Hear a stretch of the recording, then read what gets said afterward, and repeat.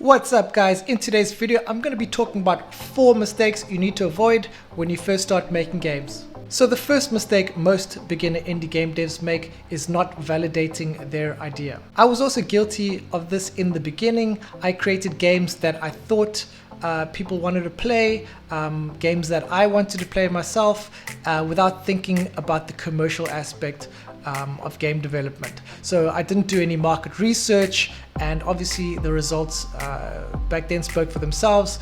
The games never did anywhere, they never did any revenue because simply there was no demand for them.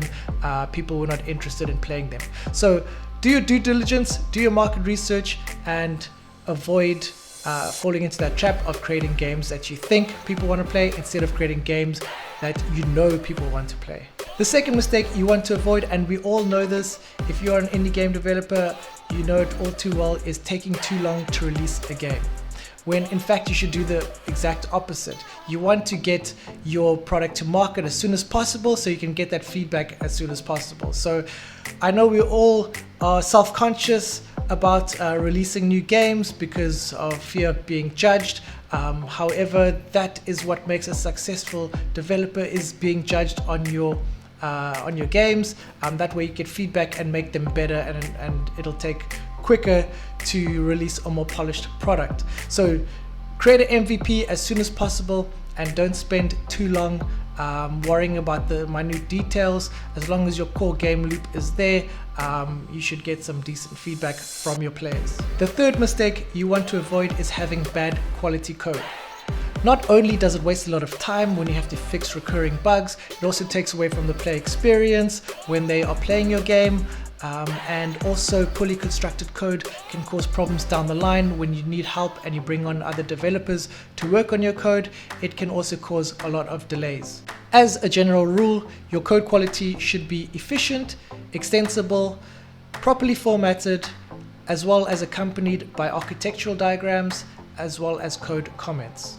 And that's coming from someone who cannot code, and even I know the importance of having a bug-free, high quality source code. The fourth and final mistake you want to avoid is not understanding marketing and monetization. So a lot of the times we finish our game and then we are stuck and nothing happens because we don't understand how to get it in front of the right people. And also, once it's in front of the right people, how do we monetize it? How do we get them to give us their hard-earned money? And this is what really separates the game developers who create games purely for a hobby versus the ones who create games for a sustainable income. And there's no really easy answer for this one, except for do your due diligence, research, know your target audience, and then just always keep learning. There are tons of videos out there on ASO, how to get free traffic. There are tons of videos on the right monetization for your game genre.